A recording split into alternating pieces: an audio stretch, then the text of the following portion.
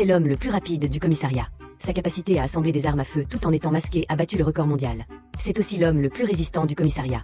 Après avoir été torturé pendant 37 minutes, il a refusé de révéler son code. Quand le chef lui a demandé pourquoi il ne révélait pas le code, il a répondu qu'il ne savait pas de quel code il parlait.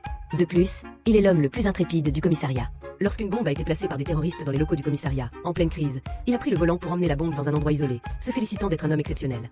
Mais en se retournant, il s'est demandé où était la bombe. Heureusement, c'était une fausse bombe. Mais une chose inattendue est arrivée. La grand-mère de Rhin a été kidnappée par des trafiquants mexicains. Les trafiquants ont déclaré que, puisque la police avait détruit les affaires de contrebande en France, ils se vengeaient en demandant à Rhin de trouver 2 gemmes à la frontière mexicaine en échange de la libération de sa grand-mère. Quand Rhin a demandé à se rendre à la frontière pour récupérer les gemmes, sa demande a été rejetée.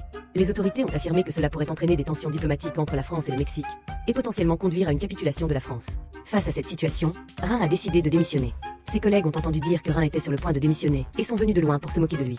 Après avoir ri, ils se sont éloignés. La petite amie de Rhin a formé un groupe